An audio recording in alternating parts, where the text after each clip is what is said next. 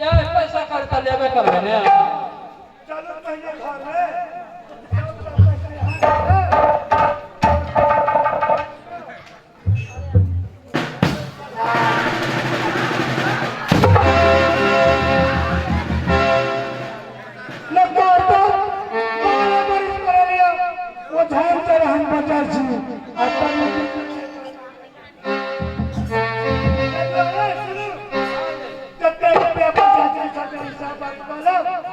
घर में जाके दियो ना रुपया और जब आपने दियो पकेट मार लिया चलो चलो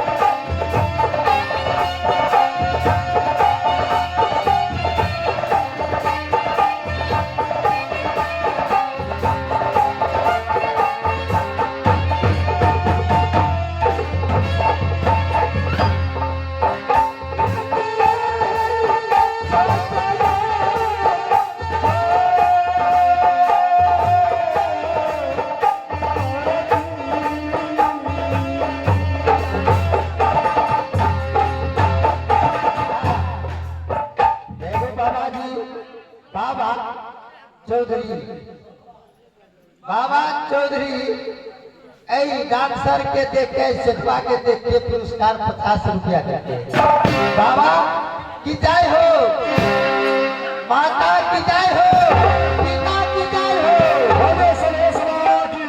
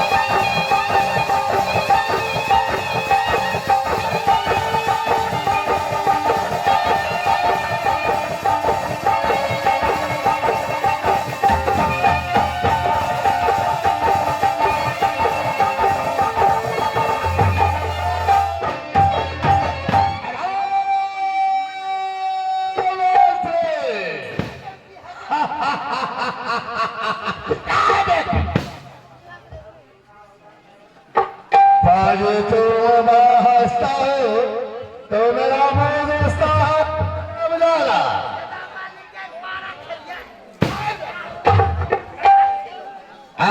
सुनो जाओ मेरी बहन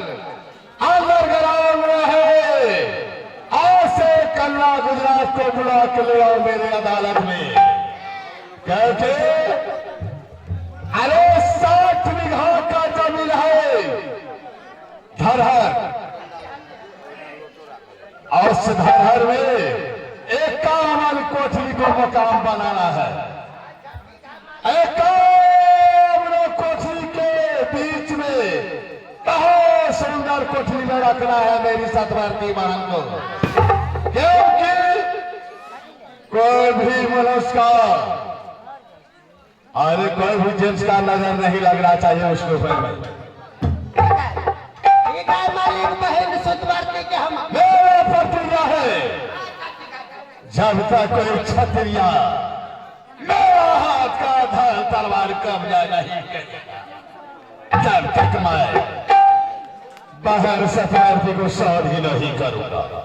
चाहे मेरे दरबार में बूटी होकर के क्यों नहीं मान जाएगा, फिर शादी नहीं करूंगा।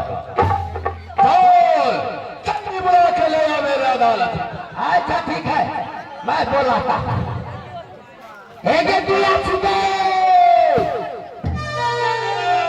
थोड़ी दिन जरार करा के लेके ना हो आगे दे यार हमरा पर जे हाथ दे छी ने जेना हमरा आई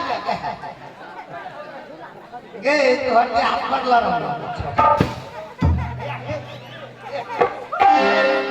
तो तोरा देख के हमरा लेर भटक जाए।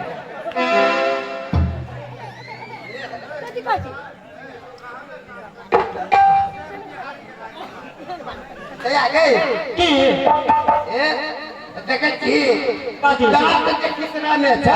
हां तो दांत खिसरा हां कहला से तोरा दिशा काटे छै केला काटे आज मेला जा छै ओकरा धरे। हां दोपहर गेल छलिए 12 बजे ओकरा हां क्या आगे तोर भैया के छै हमर बहिन का सुतवार किया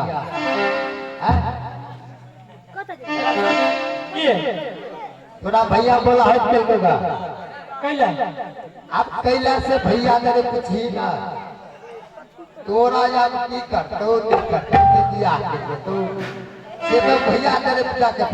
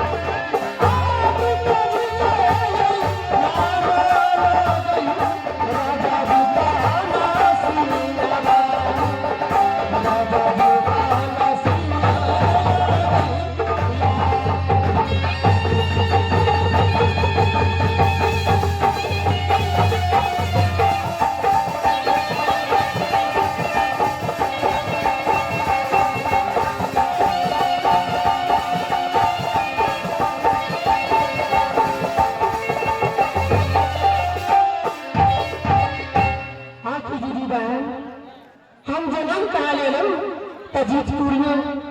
पिताजी के नाम राजा जीतन सिंह। उनका जन्म पैदा एक पुत्र एक पुत्री।